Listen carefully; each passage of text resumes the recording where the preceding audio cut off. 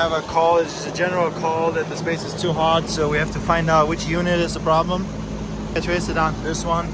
Inside we only have a 65-degree discharge air temperature, which makes me believe we're low on refrigerant. I already worked in this unit before. We replaced filters. We checked charge earlier, about a month ago, and it looked good.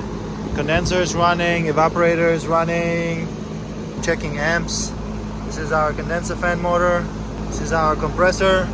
I don't know what it's supposed to be, but it doesn't look bad. You look over here, compressor 16. Okay, so we only have 11, so we're definitely below that. That's an indication that you're low on refrigerant if you're pulling less amps than the rated.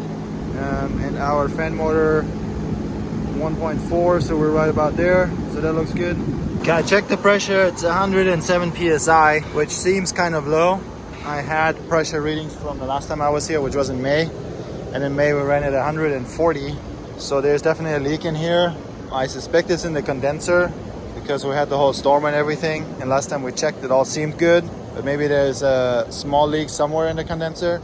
So I'm going to open this up and do a leak search, check for any oil, and probably take out my electronic. That's one thing we found, which might cause the condenser fan motor to spin slower and pull more amps, but our amps are still within specifications, so I don't think this is our problem. This is just probably some contributing factor, and honestly that would cause less heat transfer. It would make our pressures higher instead of lower, so let's handle that. I'll keep looking. So we clean this out, and then we're checking for leaks here. Usually I find it, it's down here.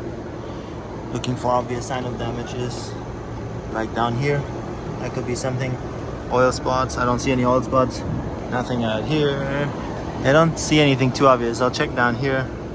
My electronic, this, and then maybe I have to pull up this panel over here, unscrew this panel, and get more access to the loops. Okay, we're testing electronic leak detector. I'm using the Fieldpiece DR82. Honestly, I have not had a lot of luck with it myself. That's what I have, that's what I'm using. So we did an in-depth leak search. We unfortunately didn't find anything. So what we do in this case, that's my company at least, if it's not too big of a leak, which this one is not too much, we still have a lot of charge in there, it's still above freezing. So we put this in here, we add it to the system, we charge up the system, and then we keep an eye on it. If it keeps leaking, we'll do further leak search, or we use the UV dye